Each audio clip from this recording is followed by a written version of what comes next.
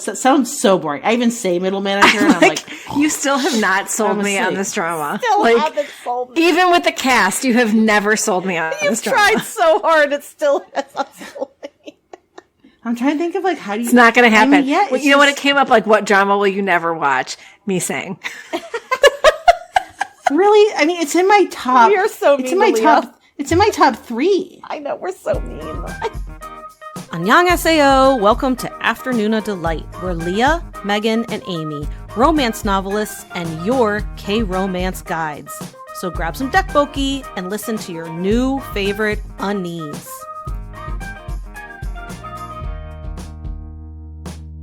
Hey, everybody. Hello. Hi there. The gang's all together again. It took us forever to log on and start recording tonight because we needed to catch up. Like, we've not 3 been together for weeks. Woo, Yeah, woo. we just like gabbed and gossiped about our personal lives. It was great. I needed it. It made me very happy, so thank you. Sorry to the rest of you for not getting to hear it, but we needed it. It wasn't that exciting. No, it wasn't. So, did anyone dress up for Halloween? I felt like a very smart. I was gonna say I feel like a smart genius. So I guess I'm talking like Megan tonight. Mm-hmm. So in my smart geniusness, I wanted a new pair of pajamas. So I bought a cute pair of like black, like, you know, button up in the front, cute matching set pajamas. They're cat ears, and I went as the cat's pajamas. I love it. Oh, that's It's very perfect. cute. I like it a lot. I look like I'm trying to cosplay right now because I'm wearing my Goblin scarf, but that is because I'm also wearing 2 hoodies, which you can't tell, and I have a blanket on my lap because that's how cold it is in my room right now because it's like 30 degrees outside and the heat does not like go to my bedroom. Like, Halloween's a weird thing for me now because I don't have to take kids trick-or-treating anymore. Like, my son is 14 and I dropped him off at his friend's house and they went and did their thing last night. And my daughter like worked last night. She's like, I'm working. Aww. So she happened to be wearing a red sweater. She does not work at Target. Somebody asked me that today when I was telling them about her costume. She happened to be wearing a red sweater to school and she was going to keep it on for work. So she went to like the party store and bought like a pair of like just, you know, headband with devil ears. And that was her costume. There you go. Red devil ears. That's cute. But yeah, I didn't dress up. I answered the door wearing my sweatshirt that says I am Groot. That's cute. So that's it. But yeah, Halloween's not my favorite holiday. So I have to kind of be dragged kicking and screaming to really dress up. And I have a friend whose favorite holiday is Halloween. And so she has a party every year and we always dress up.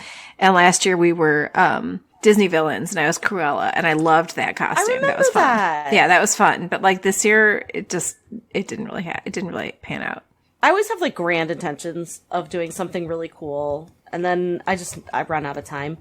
But my daughter and her friends went as Kiss, Marry, Kill. So it was 3 of them.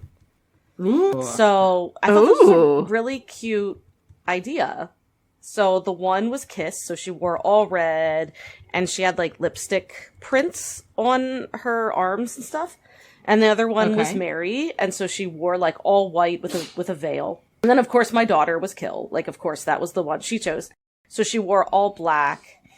And she wanted to write, like, Kill on her arm, which I wasn't, like, thrilled about. But, like, she also had, like, a knife headband, you know, like a knife going through Yeah. it. And I was like, okay. And I bought this fake blood. And we started writing with it. And it stained. So it just says kill on her arm in blood now? Well, she washed it off, like, immediately.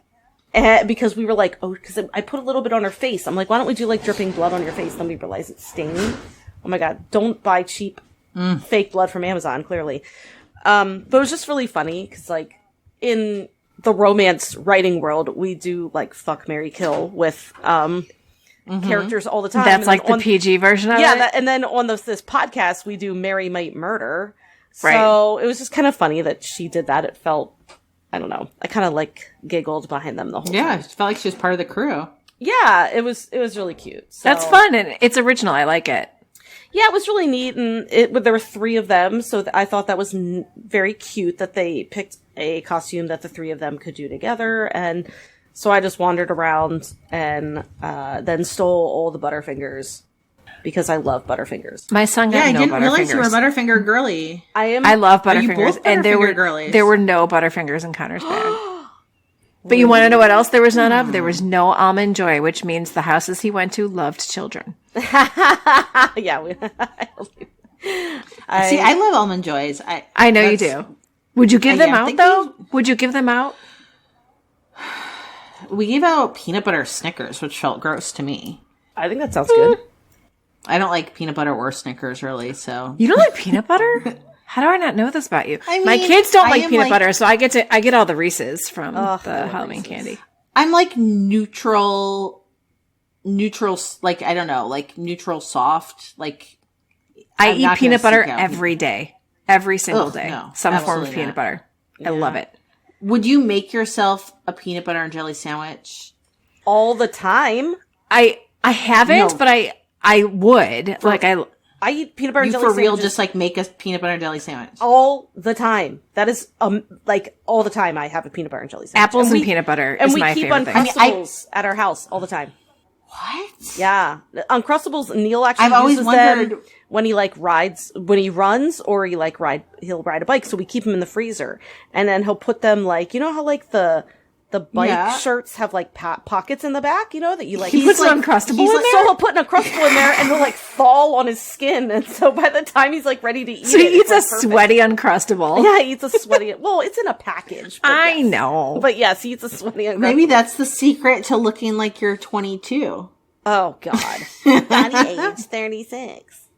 I did not know this about you, that you were lukewarm on peanut butter. I don't know. Very lukewarm on peanut butter. But I would like peanut butter in like Thai cooking. Like peanut butter sauces. See, I don't like peanut butter sauces. I don't. do. I love peanut butter, but not peanut butter. I would I can eat a peanut butter and jelly sandwich. So, you know, you also realize how American peanut butter, like, I don't think until I go out of the country, I realize like how much people are like, what the fuck is peanut butter and jelly? I'm very American. But I feel like I think many times I just prefer I would rather just not eat. Like if you were offering me a peanut butter and jelly sandwich, like I could get it down and be okay. Like I don't. Oh my gosh, I'd be like, thank you. Yes, thank you. If you were like, have a peanut butter and jelly sandwich or consider not eating lunch, I'd be like, I'm good. I'm just gonna drink some water.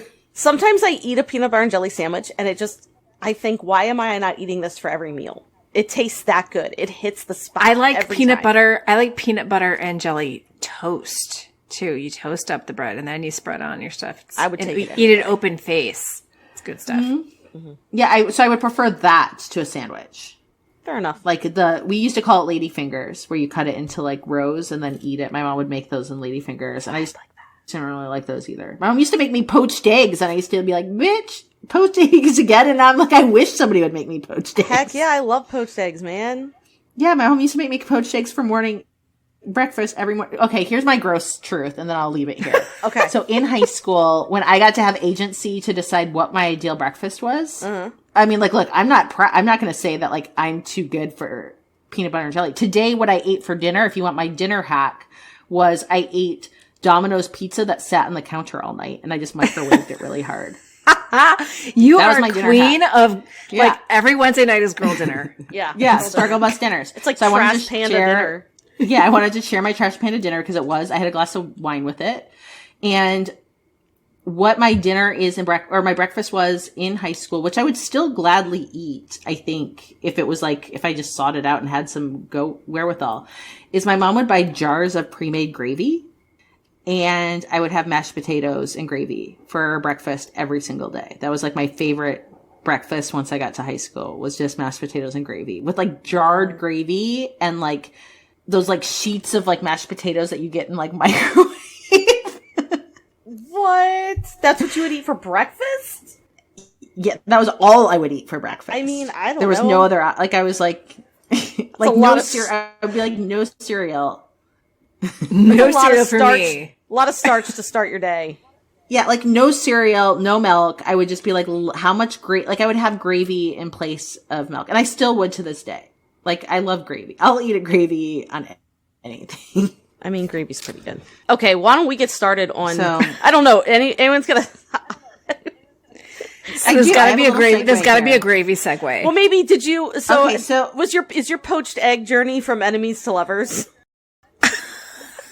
no, that makes no sense. I'm going to say that the grounding of enemies to lovers, I think, can be applied to the idea of cognitive dissonance, which is a psychological theory developed in the 50s, which describes the discomfort or tension that arises when a person holds conflicting beliefs. So basically, we all are just seeking to like have consistency in our thoughts and feelings and behaviors. And when we have inconsistency, we experience cognitive dissonance. So we're then trying to like resolve the inconsistency and reduce discomfort. So right now, like, for example, you're like, I like Leah and I want to be her friend, but I know that what she really wants to do is eat jar gravy and microwave mashed potatoes for breakfast. I'm having a lot of like cognitive dissonance and trying to work this out. Another time when you're going to have a lot of cognitive dissonance is when you're in an enemies to lovers relationship, because you're going to be like, I hate this person, but I can't stop thinking about how their hair looks. The whole book is cognitive dissonance. How do you like that for our segue? Great. It was very intellectual. I appreciate that. Thank you. I pulled that right out of my ass. I love it. Way to pull it out of your ass. Yeah. I pulled it out of the deep dark gravy. No, we were fine where we were. I can't believe you just said we were fine where we were. That's legitimately one of the worst. I really hope your audio cut out of the recording there. I hope so. I can't believe you just said that. I was trying to connect it to a segue. Because now you just like Thanksgiving is coming up, and like all I'm gonna think about when I see the gravy. God, Leah. Is truths. What truths are going to come out of that gravy as you're pouring it on your plate? It's not true. It's not truths. It's not truths I'm going to be thinking about. It's like the Oracle of Delphi would go into the cave, and what they would do is they would take the store-bought... You just turned it into the orifice of Delphi. Touche. Thank you. I'll be here all week. What up, ting? All right. Well, let's get to Where do we it. go from here? End show. Annyeong. Good night, good night. Oh, My stomach hurts. Okay. That's mine. So tonight, in case like you missed my thoughtful, provocative account of where we were going before it was cheapened by these two. Oh, We cheapened it. Yeah, we cheapened. We're talking about enemies to lovers. So we're back on the trope talks. We really want to keep going through different tropes and kind of figure out what makes them work, what makes them so popular, and what we like about them and what we don't like about them. okay. So, here we go. Let's just kick this off with what is really appealing to you about the enemies to lovers trope, and where does it rate in your ranking of favorite tropes? I like this one a lot. I think it's one of my top. I don't know if it's no, because Fated Mates is my favorite. So I'd say Enemies to Lovers is way up there. I like it most. What I've been finding when it stems, like when the Enemies to Lovers stems from a shared past between the love interests. Like they don't have to have had romantic past, but it could be that too. But so I guess I kind of love when Enemies to Lovers is paired with second chance romance. Okay. I feel like I have been liking that a lot lately, and I've been writing it too. I've just like been realizing when I was looking through today's script, I was like, oh, I've been like marrying these two tropes together lately, and I like them. I like that. For me, I don't know. I think it's not always my favorite because I think I'm sort of like picky about my enemies to lovers. I think right now in romance, the bully genre is really popular. So that would be like your boys over flowers. Like it's, often the male bully and the heroine is the bullied. And I don't like that. It's never gonna attract me. But I haven't seen Boys Over Flowers. Yeah, but I like a good enemies to lovers when they're like when I like it when their goals do not align.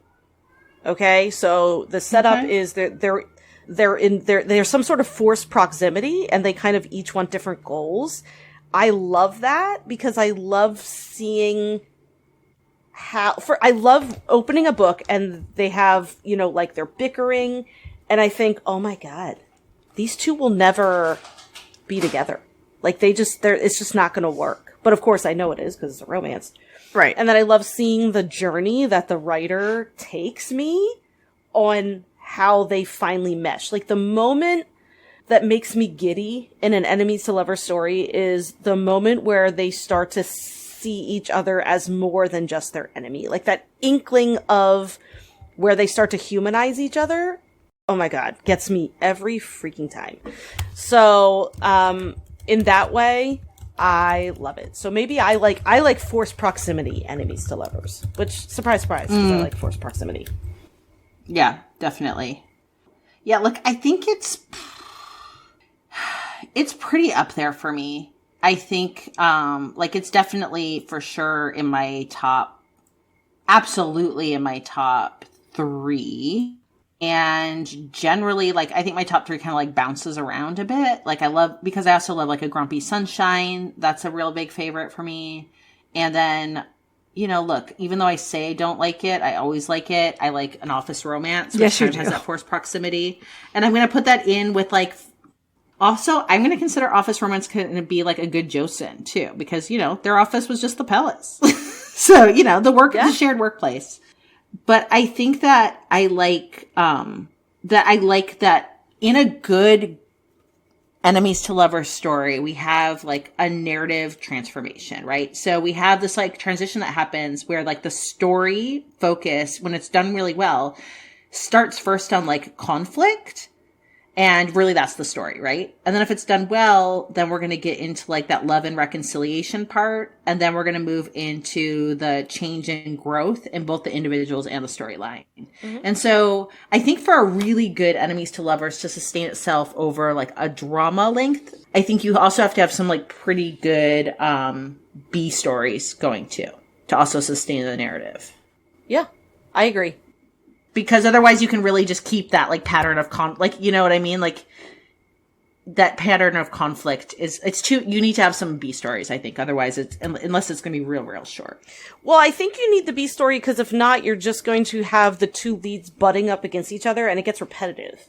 So you kind of need a B story to carry, yes, we want tension. Obviously, we talk about that when you're writing, but you also need to relieve that tension. You need some sort of resolution to scenes.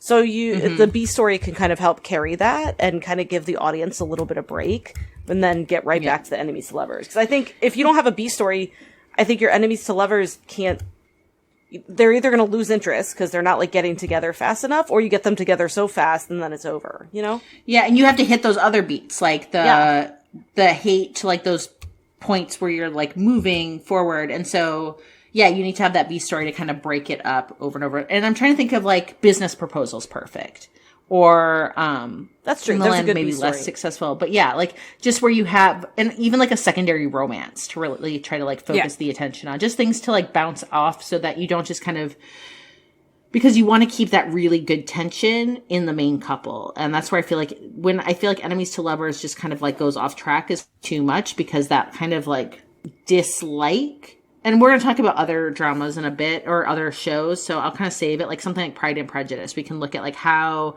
it's not just about Elizabeth Bennet and Mr. Darcy. We have key, the whole butter of the book is them.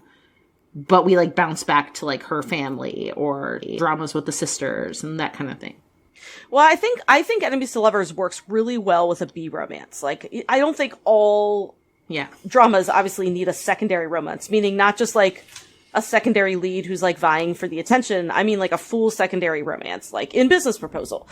I think it works really well because I think, especially if the secondary romance is much sweeter, it gives you that gratification that you're looking for. Yeah. Yes, and it gives you those sweet moments. So then you're almost it just, I don't know, the contrast of it as a viewer for me, I love, because I love seeing the tension, but then I'm like, oh, but I'm really ready for like the sweet romance. Then, right. Oh, so you get it over here. Yeah. Give me that secondary romance that's happening like faster. Because I think that happens too. It depends, but sometimes the secondary romances happen faster. And then part of the secondary romance storyline at the end is to help the main leads get back together, which I always think is really neat. Like, so. give us a Kim and Q in the workout room, and that can sustain us until the main couple gets together. Yeah, well, even like See You in My 19th Life had a secondary romance, and that was part of their storyline. Sort of at the end was like to help the main couple, and I always think that's cute because then you feel like there's this like happy family.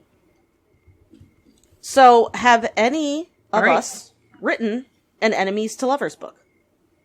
Yeah, I mean that's what I was saying before, and I find myself mirroring it to Second Chance Romance, and I believe, Leah, you can corroborate this, I believe that I have an Audible book coming out in a couple weeks, but it's not up on Audible yet. A holiday book where it is an enemies to lovers, and they are stuck on a road trip together. It's a holiday book. And wait, what is it called? That sounds so... It's called How to Lose a Guy Before Christmas. Oh, okay. And it's an Audible original, so it's going very, to... It's very, very cute. It's very cute. I'm very excited for it. Yes, two people end up in a rideshare together who do not want to be together, and then they get stranded in a small town called Tinsel, which is like a Christmas all the time sort of town. That's so cute. Yeah, it's a lot of fun. And like you're saying with like B romances and stuff like that, like there's so much else going on in the town, and with them, and of course forced proximity because they have to share a hotel room that basically looks like Austin Powers' bedroom. And yeah, there's so much else going on that I think is what carries the story until the actual romance part of it happens. And so, yeah, I do think that's important. It's hard to sustain it on just the enemies to lovers on its own. Yeah, I don't write this that often. I think it's kind of hard to write. I will be honest. I think it's hard to sustain the tension. I think you really have to strike a balance that I just personally think is kind of difficult to write. But I did write one. I've written a few. I have. But I have written one under Ella Maven. So the title is called Hunted by the Alien Assassin. I mean... Of course it is. Of course it is. I actually really love this book. I'm actually really, really proud of it. It's a lot of fun. And basically, I had to... Okay, so she's a human in like another galaxy. And she is on the run. And he is hunting her. But I had to come up with a reason. This is the thing. I didn't want him to just be like an indiscriminate killer. Because that's just not, I mean, that's fine, but that's just not what I like to write. So I had to give him like a valid reason for hunting her, which is he thinks she's selling out other humans. So he thinks that she has committed like the ultimate just sin of, selling out her own kind. Which she hasn't. She's been like, someone else, her enemy has been telling lies about her. So he has to chase her. So at the beginning of the story, obviously, she's running from him. He has like this big spiked bat because I think I was watching Stranger Things at the time. So he's alien seriously, Steve Harrington. He was an alien Steve Harrington with a big spiked club, which he calls Babe. I think... Ludicrous. I love it. I love it so much. But I obviously had to get to the point. That's the thing. I felt like that was a little bit of a sellout for an enemies to lovers because it was based on misunderstanding. But a lot of them are. True. Like, I feel like a lot of... You're right. Because if you're really going to fall in love with somebody, then you weren't really enemies to begin with, right? True. Like it's something, and like we're going to talk about books in a second, and like one of them that I want to mention, it's because of misunderstanding, but it can turn you into nemesis. Yeah. Yeah. Until you figure it out. Yeah. And so he wants to kill her because he thinks she's a terrible person. And she thinks he's just like a big, terrible killer alien. And it's not until they realize that it's a misunderstanding and that he's like, oh, wait a minute. I don't want to kill her anymore. And she's like, ooh, now I can use this big killer to my advantage. And it gets really good. So I actually really, like I said, I really like that book. So yeah, it's called Hunted by the Alien Assassin, if you want to check it out. That's a title that does not fuck with you. Like, what is this book about? No. Yeah. It is about a woman who is hunted by an alien assassin. I don't like, I understand what that book is about. Right. I don't clickbait you. I'm like, this is what the book is about, okay? I love that so much. So funny. So the first one that came to mind that I've written, I've done a few, Enemies to Lovers, but one that, you know what? The two that like pop into my mind, both come from my Brightwater series. Which was, like small town romance, cowboy-ish, cowboy adjacent, I would say. And both were second chances. And so I am fitting that model. Like there's something there with that because I think that like the one I'm thinking of first was, Last First Kiss, which is like the showrunner of the series, the first book. I love that book. It was love, like teen love. And, but the families are very, against each other. And so, you know, the teen love can't outlast the families like hating each other. And the girl ends up leaving the town and comes back later and starts, you know, to catch feelings again, yet the family dynamics haven't super shifted. And so in some ways I could balance that with B story. Like there were a couple B stories, like so, there was like a little bit of a women's fiction bent of like, who is she coming back to like her hometown and who is she as a parent? Then there's that like enemies to lovers where like they'd been lovers, then became kind of enemies. They want to be lovers again. And then like the overall reconciliation that has to happen between like families that have had like a big falling out. I like that. It's a very good book. I read it. Mm-hmm. Thank you. So okay, and I think this is a good question to ask. Thank you to myself for asking it. Which are, you know, what are some pitfalls or cliches that can happen with this trope? And are there any ethical considerations in depicting a romantic relationship that originates from a place of animosity or conflict? So I thought immediately about like office romance, right? Because like Business Proposal and Secretary Kim, and not that all these are like enemies to lovers type stuff, but like when there's an enemies to lovers office romance, it's often one of them is higher up than the other, right? One's a subordinate.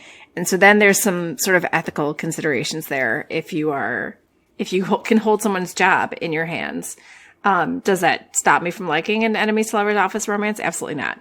And then Megan, you brought up, you know, like Boys Over Flowers, because I do think that the bully trope is like an offshoot of enemies to lovers. And in my real life, do I want the bully to get the girl? Absolutely not. In my fantasy brain, am I okay with it? Sometimes yes. Like, to use Boys Over Flowers as an example, like, Gu Junpyo was a horrible person with not a lot of growth, but I loved him because it was Lee Min-ho. But then there's also in Heirs, Choi Young-do, who, you know, is Kim Woo-bin, who is forever one of my favorite characters ever. And he's a terrible bully and treats the heroine terribly, but is in love with her. But he doesn't get her at the end. And as much as I, you know, want a second male lead SOS for him and have, what I like about that is he had to do too much growth for himself. Like he was not ready for a relationship and he didn't get the girl. And I was okay with that. But would I have taken him if he said, Amy, it's you? Absolutely. 100%. Because I would fix that poor broken baby. I can fix you. Yeah. I can fix you. But yeah, so I do think that's where you get into sort of a dilemma is the person, do they have power over you in like your career? And is that person like also like not a very good person? But I don't buy enemies to lovers if there isn't like some sort of reasoning behind the way you act the way that you do. Like I don't buy it with just somebody being, you know, a dick for dick's sake. Right. So we had a comment that came in through Instagram that I thought was kind of interesting. I'm trying to see if I can pull it up to give it like exactly the quote. I just had it. I just lost it. Give me a second to see if I can find it. If not, I'll paraphrase. Okay, here it is. So I had kind of like given a teaser on our Instagram that, hey, we're going to probably be talking about enemies to lovers. And somebody wrote, I'd love an enemies to lovers deep dive, but, I'd also love an inquiry into the label toxic and whether or not it's a useful way to approach art or people or anything but literal poison. And I thought that was an interesting question. So I kind of thought about it. Do you have anything that you want to jump at with that, or do you want me to ooze in? Go ahead. You ooze in. Okay. Why? Gravy, ooze. I don't even know what's happening tonight. Yeah. And so, I think that labeling things as toxic has become a pretty common way to describe negative or harmful behaviors, relationships, environments. And when they said this, I was like, you know what? I haven't really like spent a lot of mental capital, like being troubled by things being labeled toxic. And I myself have probably like overused the word too. And so I think it's always interesting, like when you get pulled up on something and you're like, oh, I use that. Everyone uses it. What does that mean? And the fact that it is really overused made me think about like how subjective it is. Because if like I consider some trait to be really toxic, one of you might consider, like if I consider, well, no, I can't make a gravy analogy. I'm sorry. Please, let's know. But what one person considers toxic, like somebody else might consider as challenging, but not necessarily harmful. So, for example, even this question, like I feel like there was like an idea of like using the word toxic can be really damaging. Whereas to me, I'm like, it might not be great, but I'm not sure if it's super harmful. But I will say that like in general, it probably is oversimplifying what are complex situations. You can kind of just like slap like, it's toxic, and then like not have any like productive discussions or resolution. And so I think I personally was kind of guilty of this a little bit with some elements of like more problematic enemies to lover stories once upon a time. Mm-hmm. There have been times where like I have really, and I knew I was being a judgy bitch, and I was just comfortable being a judgy bitch of being like, look, like if they're really bullying in their relationship, that's very toxic, and I don't want to read a toxic book. And look, I still might not want to. I still might not want to read a heavily bullying hero book. Like that may not just be like, that's not going to get me in the gravy, so to speak. But I think that like, rather than just being like, ew, it's toxic. And I think that can become like reader shaming. And you can also be like, well, whenever there's like something that seems really popular and people are gravitating to it, like there should be some element of interest of like looking at it as like, what's the nuance here? What's underpinning this? Like, what's the why behind why people are liking this? And my guess is there's generally something interesting to play.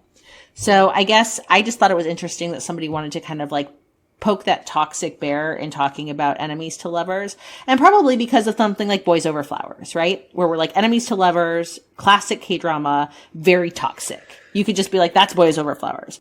So yeah, I think that's a great example, is people just being like, Boys Over Flowers is classic enemies to lovers. It's very, very toxic. I mean, I've done this. I've said the same thing, but really it's like unpacking it is much more interesting and probably fruitful. Just like when Sobak, I watched it and I was like, I don't like it. It's dumb. And Megan was like, actually, let's look at this as a holistic, like, let's unpack it. Let's like be thoughtful about it. I don't know if I was like that intelligent about it. I was just like, don't call it dumb. Don't make me feel bad. Don't make me feel bad. I mean, there's always a reason people are going to like tropes, even if they're quote unquote toxic. There's always going to be something that like attracts people to certain things. They maybe see themselves in certain characters, or maybe they just have some sort of like cathartic thing to work out, and that's okay. I think enemies to lovers isn't any more toxic than any other trope, to be honest. Like I really don't think so. And I think I was gonna say, I think putting like just the label of toxic on the whole trope, I think the trope is way too nuanced for that. Most of the enemies to lovers books I read, there's like a perfectly valid reason, obviously, why they're like enemies and why they don't get along. And we're going to talk about K-dramas that are enemies to lovers, and almost all of them, there's like very good reasons, obviously. And so, I mean, not saying that this listener is placing all of this as toxic, but I'm just saying, I think I agree with Leah that I think it's very easy to say, or, this is toxic without maybe examining why. Like, I think in like the Twitter or X age, like we, we shorten things, and it's like, no, let's have like a full discussion. I guess that's what we're here for. Yeah, that's what we're here for. Yeah, we will talk this to death. I know, but like, I'm even thinking, like Junpyo, like, being a bully, but there is redemption there, right? Like, he's not like horrible all the way until the end. And then when we talk about like office romances that have enemies to lovers, a lot of times it is because people are in competition for the same job. Like, that's a big part of the trope too. And that doesn't make anybody a shitty person. It just puts people in opposition. Like what you were talking about in the beginning, Megan, like when people's goals don't align, that sometimes is the reason why you're enemies. And it makes for some very good reasons sometimes. Can there be toxic enemies to lovers? Sure. But not as a whole, I don't think. Yeah, and there could be, there can be toxic anything. Lovers, anything. Anyone can write something that just is off the wall, but then we'll tell you about it. We'll be like, this drama was toxic, but here's why. And then we'll have an hour-long discussion about it. Yeah. Anybody, like, getting an earworm of, like, Britney Spears toxic in their head right now? Because I am. The entire time. Thank you. Same. Has anyone read the Britney Spears book? No, I have not, but I have watched clips and stuff about it because I've been interested, but I have not read it yet. I probably will, though. I have not. As I'm actually reading Matthew Perry's book right now. Oh. Yeah. I watched some clips just in your honor. The pivot. Thanks. Pivot! Oh, man. And I thought of you. Okay, so do you have any favorite books or movies that feature this trope? Why, yes. I just read one.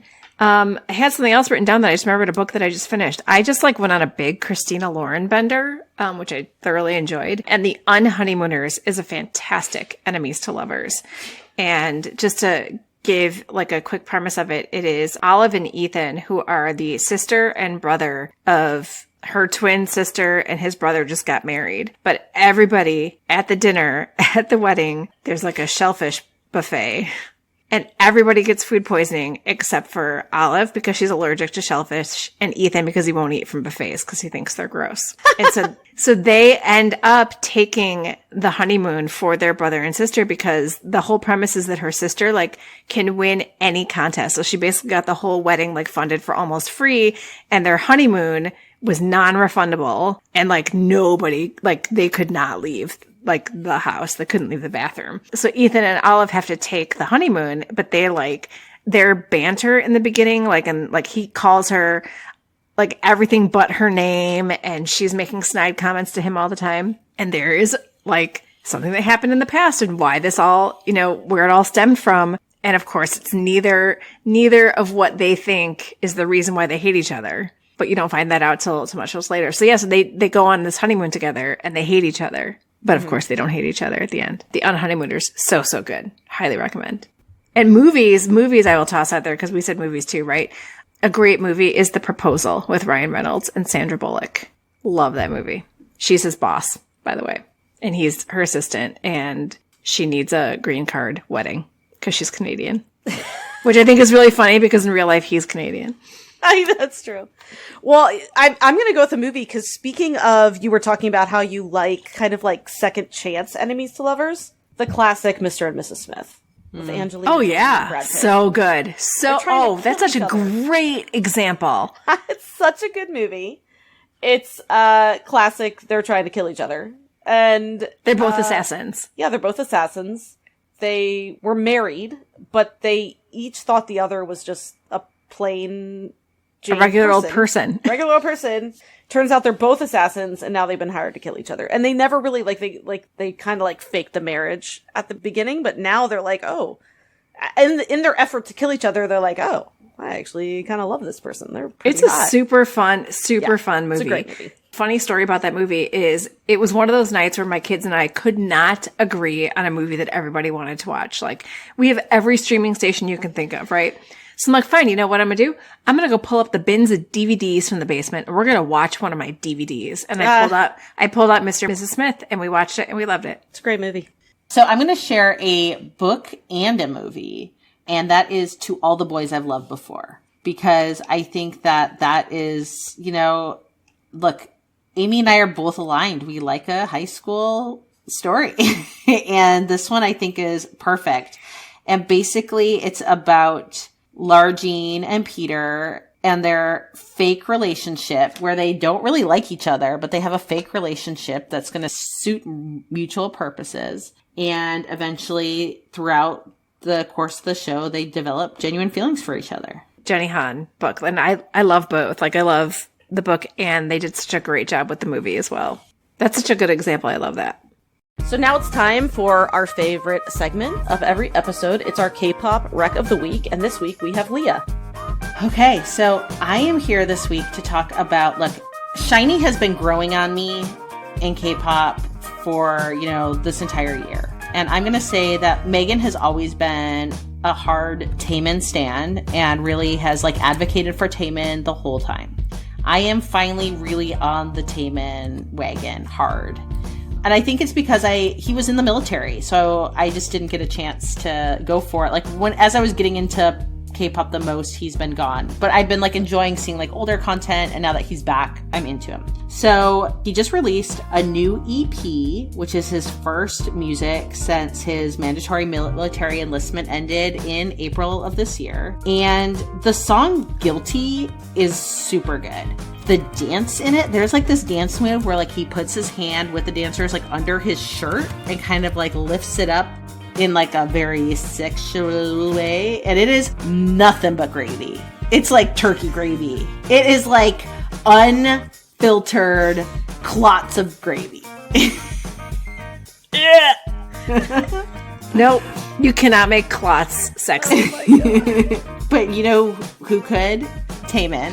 I bet if he climbed into a vat of gravy, I'd be gravy's it now. Gravy, there's nothing, he could do a song called Gravy and not Guilty, and I'd be into it. And it's just him in a vault of gravy.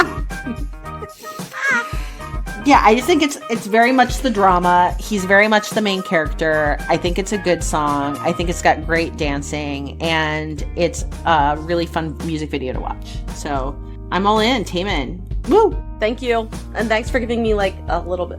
I have been hyping Taemin up to you, so thank you. I appreciate that shout out. If you enjoy our podcast, you have our patrons to thank, at least in part. Afternoona Delight Patreon allows us to keep creating content for y'all to enjoy.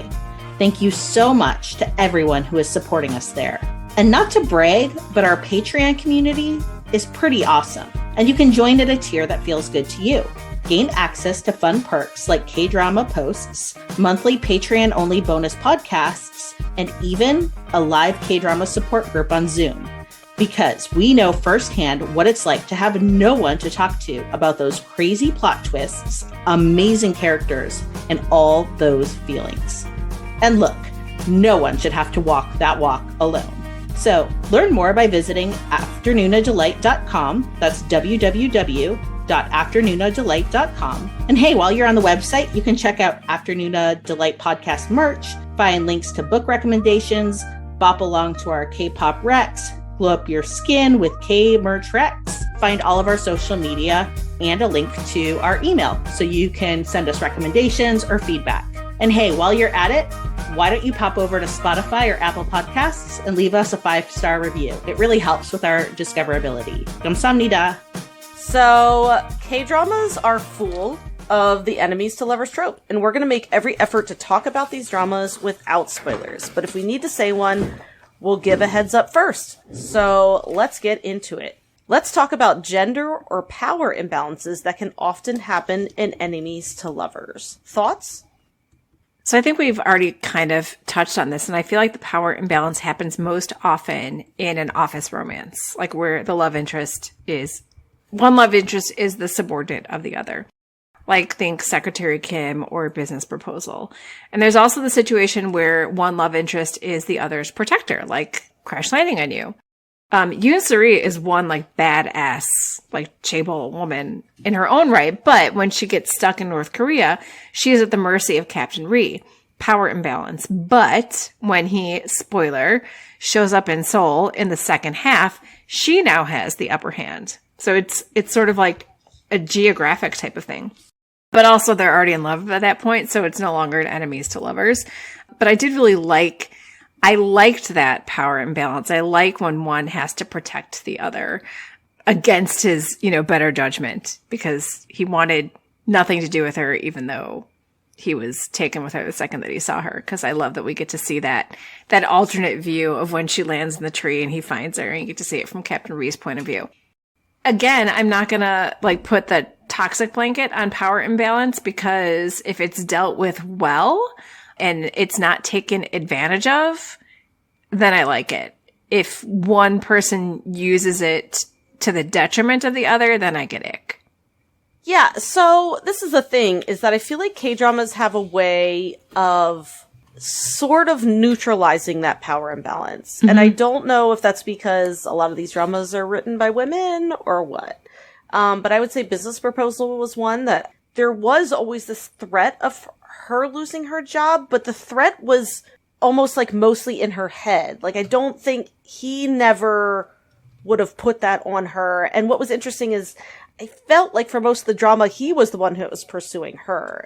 It felt like he was the one who was moony-eyed for her, and she was just like, no, no, no. And I don't know, it almost felt like she had way more of the power, actually, in that kind of entire romance than he did.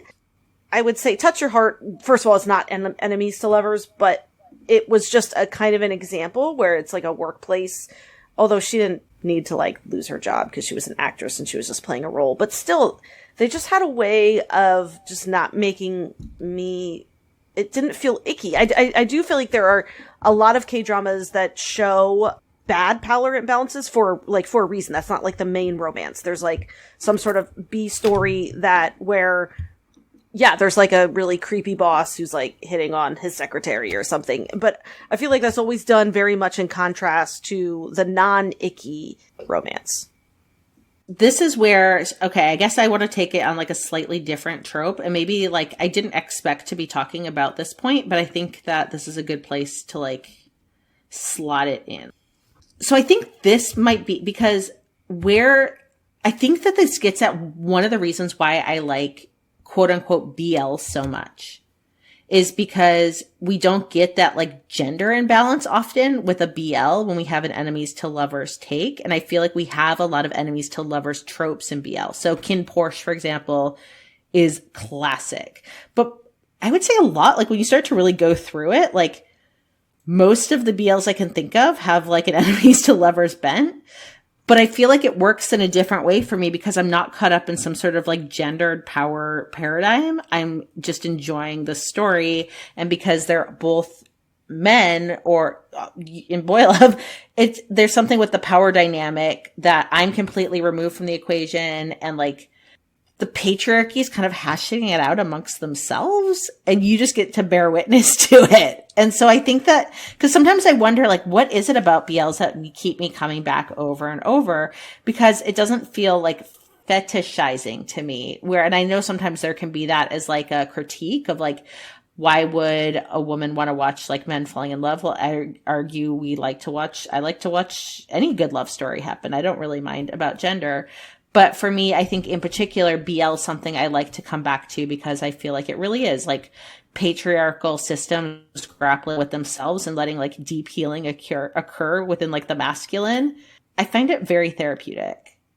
Yeah, I agree with that. And that often is why I watch BLs too, because there is kind of that removal of the gender inequality. And sometimes it's nice because as a woman, sometimes no matter what I'm watching, I'm going to watch it from my lens. And so kind of however women get treated, sometimes it'll tick a little box in my head that'll make me go, it's a, I don't know, a little alarm or something.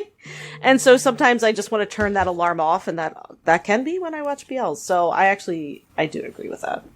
So let's get to the meat of this. What is a great enemies to lovers in K-drama? Pick one and unpack why.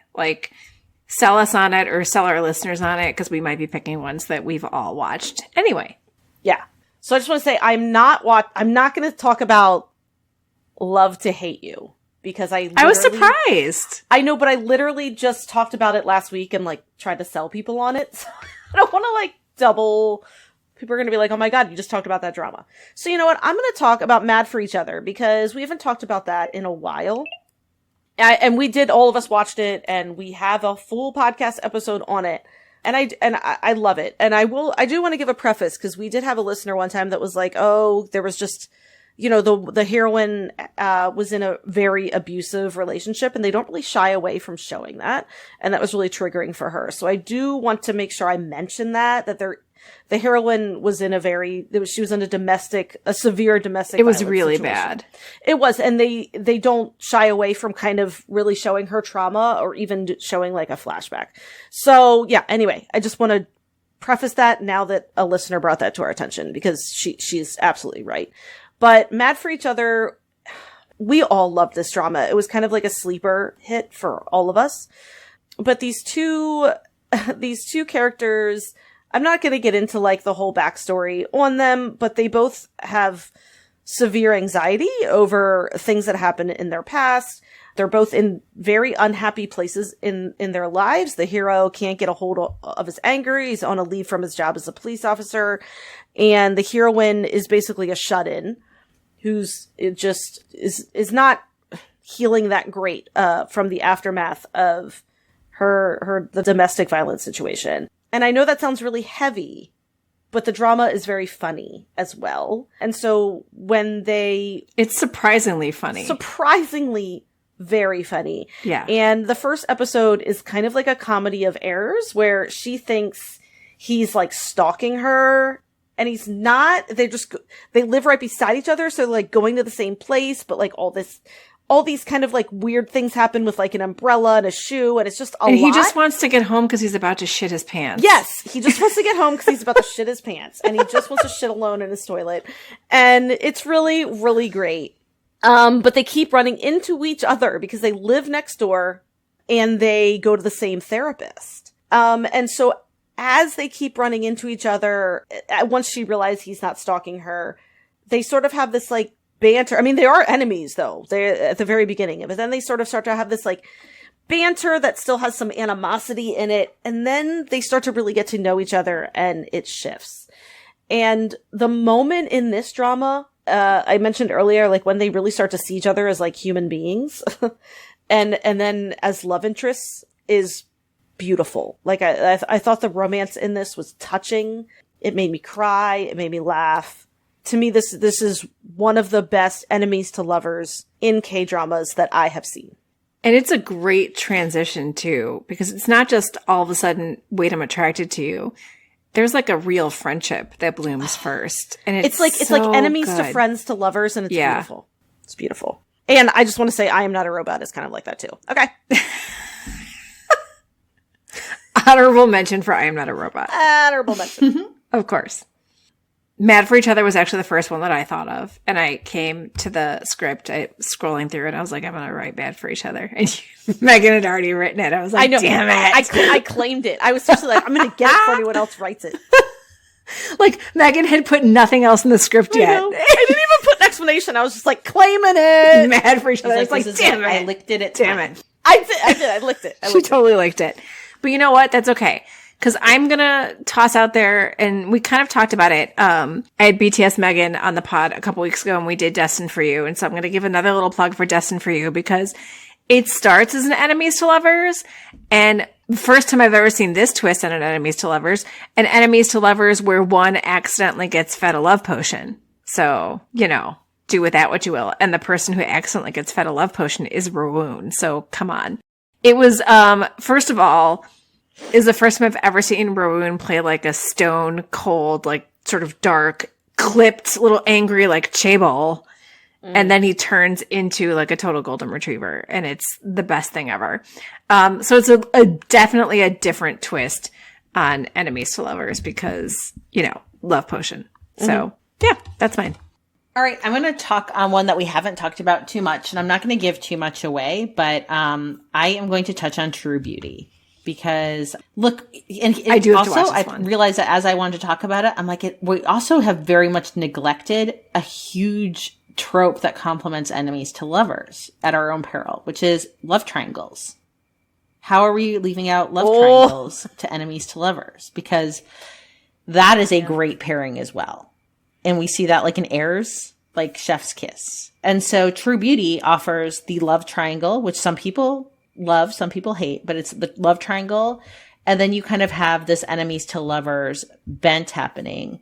And without giving away too much, because there is a love triangle, I will say that like one thing that's kind of funny within True Beauty is it kind of spoofs. I mean, look, I feel like it's in on the joke a little bit that like part of the thing is truly when she wears her glasses and has no makeup, no one knows who the fuck she is.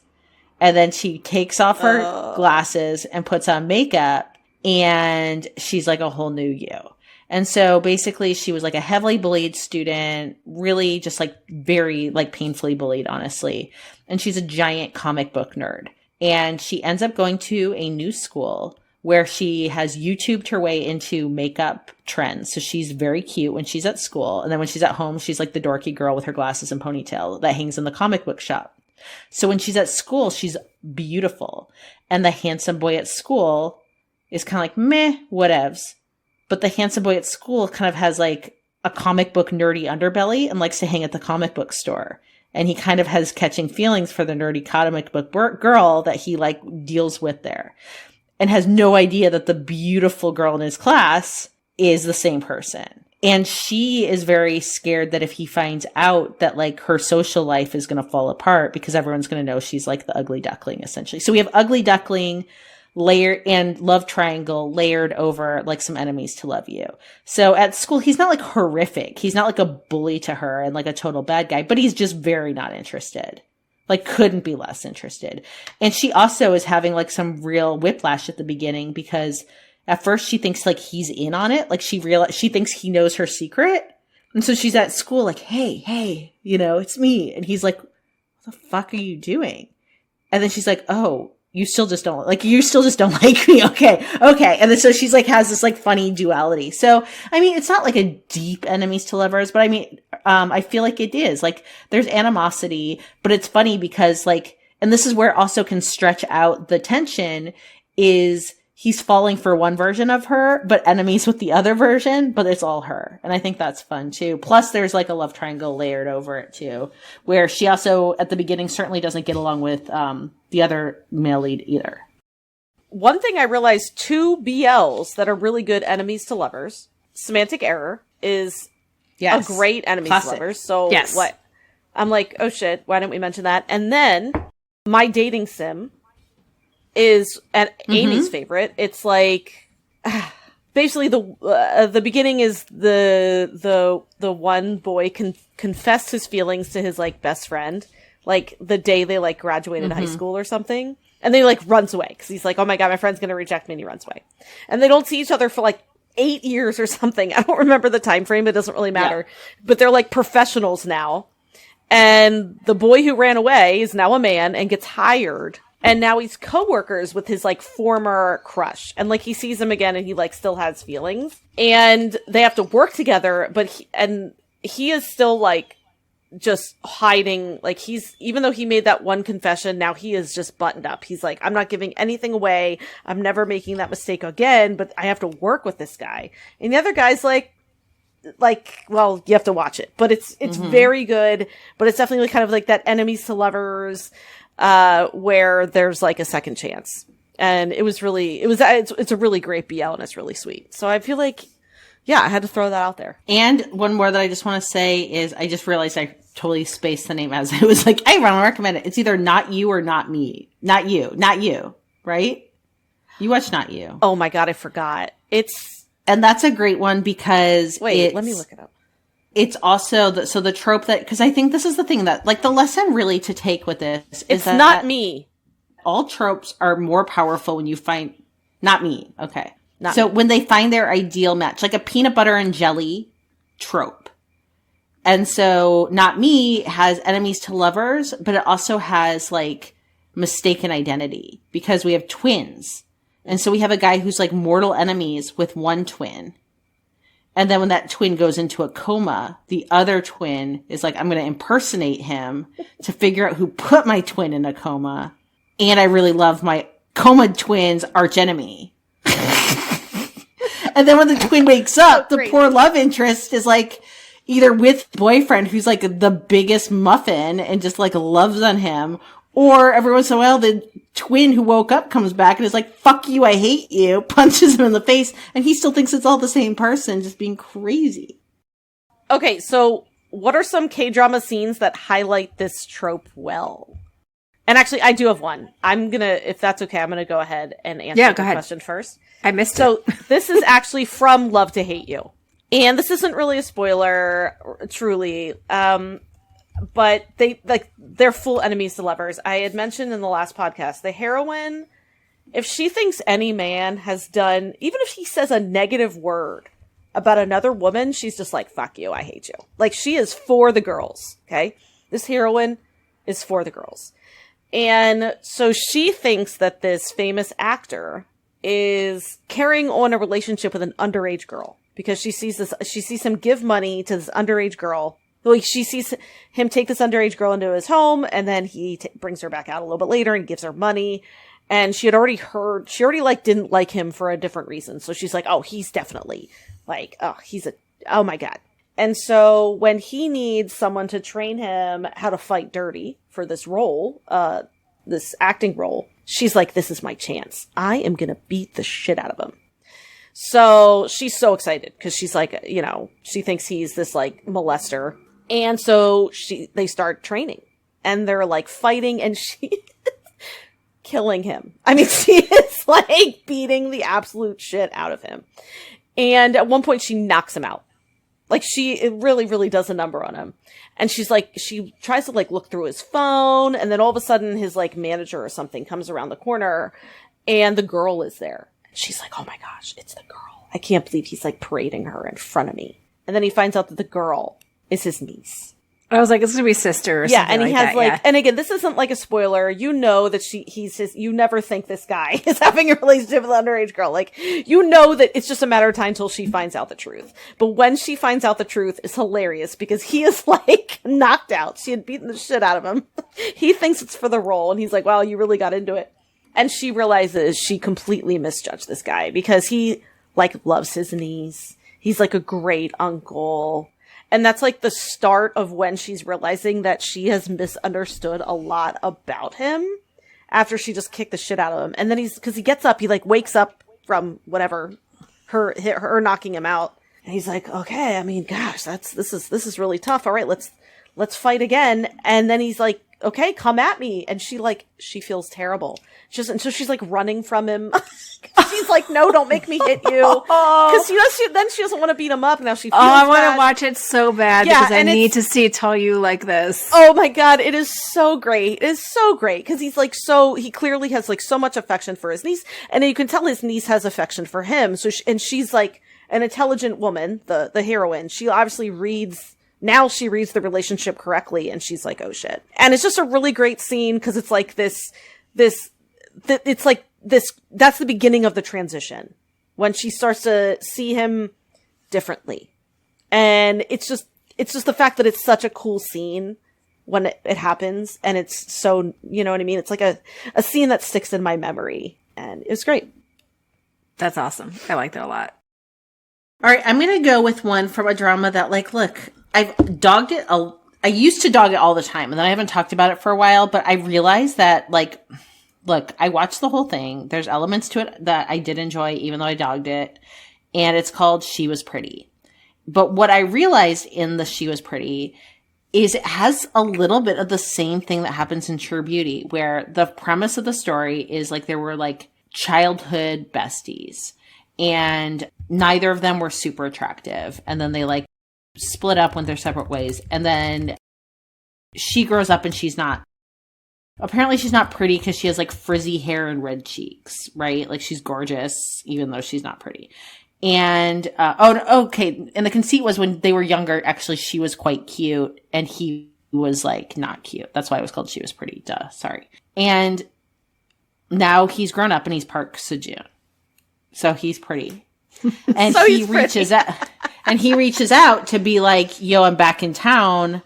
let's hang. And like, she looks him up and is like, holy shit. Like, I can't meet him with my frizzy hair and red cheeks. Like, I used to be cute and now I'm just like this like office hack in this like job, whatever. So I'm going to get my best friend who's super cute to go see him because that'll solve all my problems. Like, he'll think I'm still cute and adorable and like, I won't lose face. The problem is that he's her new boss.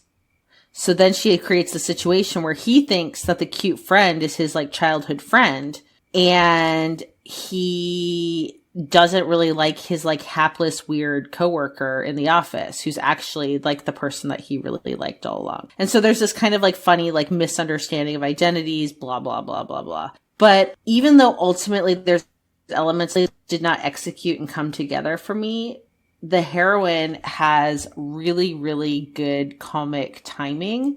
And so there's just a lot of like office politics with like, he has like one of those like fishes with the windows and he can see everything that's like happening on the floor. And she's constantly like getting caught out doing like ridiculous things and like makes eye contact with him, kind of like scoffing at her. And so I do like that kind of panopticon, if I'm going to be like really smart about it, where like, I don't know, when I was like in English class a long time ago, we used to like read Foucault books and talk about like the constant surveillance of like a prison system and things like that. And so in many ways, like that fishbowl CEO office kind of has that element of like all seeing, all watching, and they're just like kind of like separate and all glass. And then they can see you just like every time you fuck up, you look over and they tend to be watching you. And so I kind of like that like tension that can happen. That can be kind of like a good underbelly with an enemies to lovers is, and here's the thing that we haven't mentioned either. And I know we've talked about in an earlier pod, it's not one of our quotes, but somebody else said the perennial magic of enemies to lovers is that someone can see us at our worst and still find us lovable. And that like always stayed with me. Like once somebody shared that was like the core truth of enemies to lovers, I was like, ooh, my heart. But yeah, I feel like in this case, like he would just see her at her worst, her most awkward, her most fucking up over and over and over. And then still at some point they fall in love. I like that a lot. I know, me too. And I don't have a specific scene, but I just thought of a specific like sort of B-story couple that I think has a lot of great enemies to lovers scenes. And that is in Because This Is My First Life, Sang-gu and Suji, who were like one of my favorite couples. Like it starts out where they like bump into each other and he knows that they slept together and she acts like she doesn't remember him. And that's how like kind of all starts from there. And he like texts her and she blocks his messages and like, it's funny. It's played up for a lot of comedy, but then it does get like very emotional. And I mean, this isn't like a huge spoiler because it's an enemies to lovers. So you know that they get together, but like the way that they get together is like the whole like animosity part of it gets to him so much that he literally just like bursts into tears. And he's like, I can't do it anymore. I can't do this. Like whatever it is, like whatever we're going, I can't do it anymore. And then she just kisses him and it's awesome. But they're just a super fun couple and a great sort of B story. Although I don't even know if I would call it a B story because I feel like Because This Is My First Life is very much an ensemble drama. Because I feel like all three couples get pretty like almost equal screen time. But anyway, that's a great enemies to lovers couple, I think. I agree. And so I'm really glad that this question is in here because I was actually thinking, I was like in the shower today and I was like, there's so many good enemies to lovers relationships in K-dramas that aren't romances. And then I look at the script and the question is, enemies to lovers is a well-used romance trope, but it's not limited to romance. What are some K-dramas that utilize this trope in a non-romance pairing, such as friends, coworkers, relatives, etc.? I think we get so many good bromances that are enemies to lovers bromances. Like, you know, I mean, you got to go back and watch or listen to our Bad and Crazy pod because I can't say much other than Kay and Suyol, but like, if you know, you know. If you know, you know. If you know, you know. It's the greatest of all time. Yeah. And then you know what? I get to bring up Goblin because Goblin and Reaper, like fantastic enemies to lovers. Well, and like the three bromances in Mr. Sunshine, they're like all enemies. I was saving that for Leah. That's why I didn't. It's okay. You can take it. No, go ahead. No, you go. No, I have another one. So the one I'm going to touch on, is like a so it has, at least one of my Mr. Sunshine actors in it, which is Misaeng has, I think, an interesting kind of bromance because like it's interns who are pitted against each other essentially in like competitive office dynamics. So, like you get into these high profile internships and like only the strong survive. So they're designed to cutthroat you. They're designed to like make everyone want to like shank each other to get ahead. And so you have like these babies essentially. You have like baby Byung-Yo Han, who's I just love him. We have baby Kang Ha Newell. We have Im Si-won. And so they're all in the office culture. They're not friends. Yet as the drama goes on, like here's the thing is like no man is an island. No person is an island. And you really only succeed when like there's acts of kindness across the board or somebody looks out for you or someone sees that you're struggling. And rather than stabbing you in the back, they give you a hand up, even if it might not totally serve their needs. And so I just enjoyed, that was part of the dynamics with Misaeng that I liked, were like these younger people trying to make it in a very, very competitive, pretty ugly world. Misaeng ultimately just has so much kindness and goodness in it because you have these like middle managers and you have these moments that sound so boring. I even say middle manager and I'm like, oh, you still have not sold me on this drama. Still like, haven't sold me. Even with the cast, you have never sold me on this drama. You've tried so hard, it still has not sold me. I'm trying to think of like, how do you... It's not going to happen. I mean, yeah, well, you know what? It came up like, what drama will you never watch? Misaeng. Really? I mean, it's in my top... You're so mean, it's in my Leah. top... It's in my top 3. I know, we're so mean. Like, it's truly in my top 3. And so the fact, like, here's the thing. Here's my challenge. Is that maybe what we need to do moving forward at some point. And so I'm not going to say I'm not going to say you sign up and have to do 16 episodes. But I think that at some point we need to do a thing where we each make one person pick what drama that they're never going to want to watch that we think is quite good and say 3 episodes. Yeah, Give it yeah, a for sure. I think that'd be idea. super fun. I think we should. I really think we because should. I can give 3 episodes to see you in my 19th life. Okay. No, you can't. I don't think you can. I can. Okay, so I have more enemies to lovers that are not a romance. So, Tail the Nine-Tailed, the Lee brothers. Yeah. Oh gosh, so good. Classic enemies to lovers. So great. I mean, I think that's actually one of the best It examples. is. It is. And then I would even go so far as to say Ano Ju and Bong Sung-pil from Lawless Lawyer.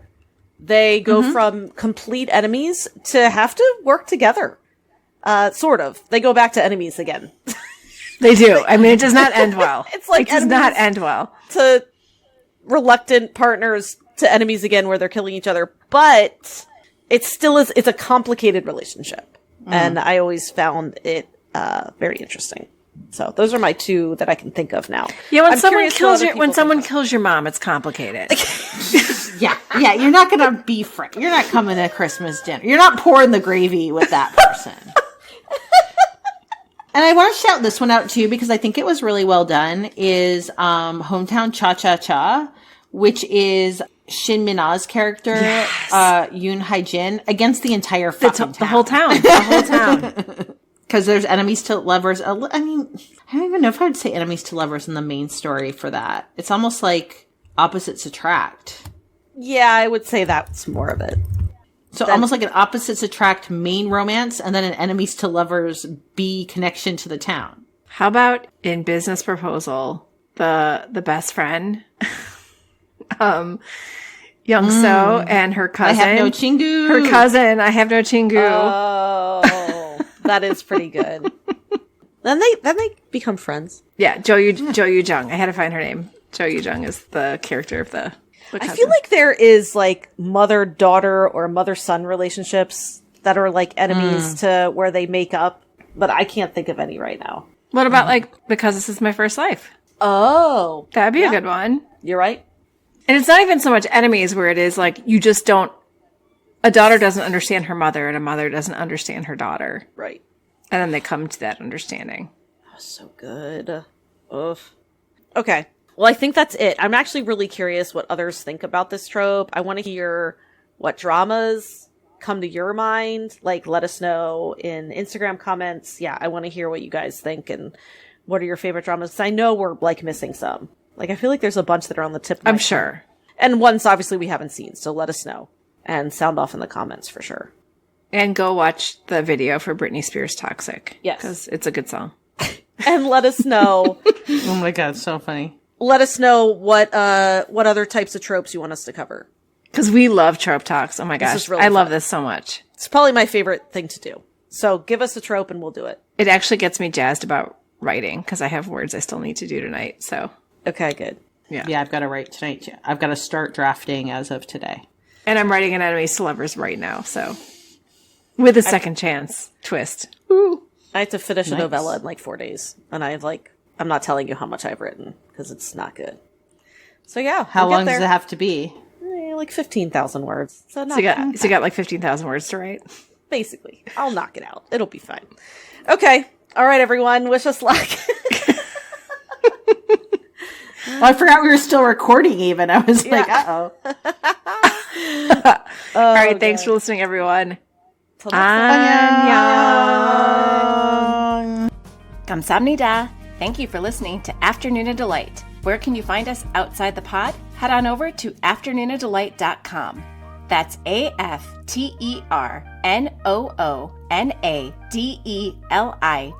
AFTERNOONADELIGHT.com. You'll find links to all our social media, our book recs, K-pop and K-skincare recs, and if you want even more Afternoona Delight, because really who doesn't, you can join our Patreon, where you can choose the patron level that's right for you. Join in daily K-drama conversations, listen to bonus podcast episodes just for patrons, and participate in our monthly live K-drama support group via Zoom. We can't wait for you to be a part of the community. Until next time, annyeong!